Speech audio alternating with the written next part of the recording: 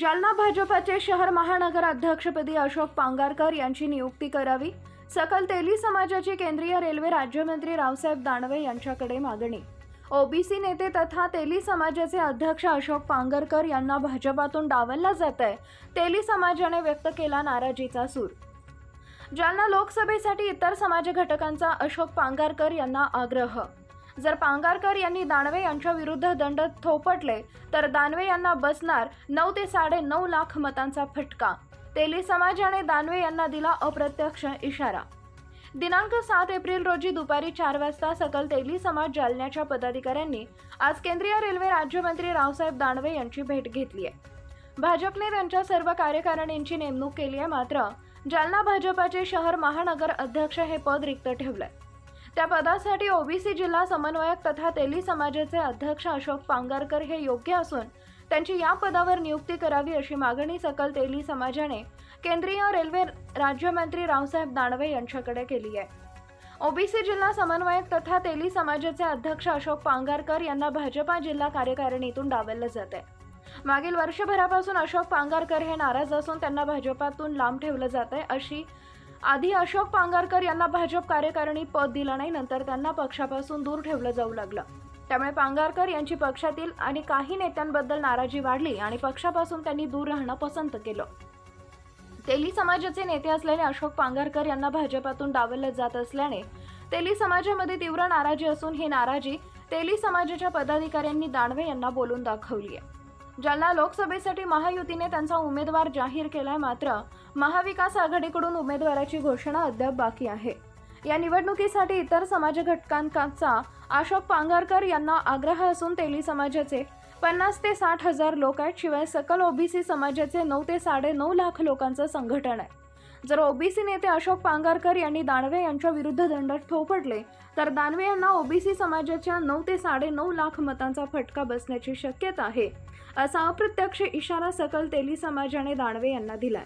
त्यामुळे पुढचे आवाहन पाहून दानवे अशोक पांगारकर यांची नाराजी दूर करणार का हे पाहणं महत्त्वाचं असणार आहे. काय बैठक पार पडली?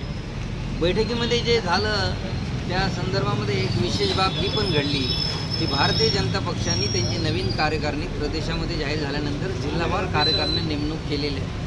जिल्हावार कार्यकारिणी त्यांच्या नेमणूक झाल्यानंतर सर्व पदांचे नावं आणि सर्व पदांची घोषणा त्यांनी केलेली. मात्र जालना भारतीय जनता पक्षाचे जिल्हा महानगर अध्यक्ष, जालना शहर महानगर अध्यक्ष हे पद त्यांनी अजून भरलेलं नाही. आणि आमच्या समाजाची एक भावना अशी आहे की त्यासाठी अशोकांना पांगारकर हे पात्र आहेत आणि त्यांना ते द्यावं यासाठी त्यांनी त्यांच्या लेवलवर त्यांच्या पक्ष पातळीवर जे काही प्रयत्न केले कदाचित त्यांना त्यावरती यशस्वी असा निर्णय मिळाला नाही. म्हणून त्यांनी समाजासमोर ही आम्हाला कळाली बाब होती आणि त्यांनी ज्या वेळेला आम्ही त्यांना सांगितलं त्यांनी सांगितलं की माझ्या या वैयक्तिक मॅटरमध्ये समाजाने इन्व्हॉल्व होऊ नये. तरीसुद्धा आमच्या समाजाचं ते नेतृत्व असल्यामुळं आम्ही समाजाची उत्स्फूर्तपणे मीटिंग घेऊन हे सगळं ठरवलं आणि माननीय रावसाहेब दानवे साहेबांना आम्ही आज भेटून हे आमचं जे निवेदन आहे ते दिलं. अशोक अण्णांवरती जो काही अन्याय झाला असेल तो अन्याय त्यांनी ताबडतोब दूर करावा अशी विनंती त्यांना केली आणि दानवे साहेबांनी आम्हाला आश्वासित केलं की ते लवकरच, पण त्यांचं म्हणणं होतं की त्यांना ज्या अडचणी आहेत इलेक्शनच्या त्या इलेक्शननंतर मी 100% तुमच्या समाजाने जे सांगितलं आहे मला त्याच्यावर 100% मी निर्णय घेऊन तो निर्णय मी करीन. आता प्रश्न असाही राहिला आहे की इलेक्शनच्या या वातावरणामध्ये बऱ्याच गोष्टीच्या वावड्या उठत असतात. माननीय अशोक अण्णा पांगारकर संदर्भामध्ये त्यांच्याशी आम्ही बोलल्यानंतर त्यांनी स्पष्टपणे एक बाब आम्हाला नमूद केली की ते BJPचे होते, ते BJPचे राहतील आणि ते BJPचेच आहेत हे त्यांनी कबूल केले.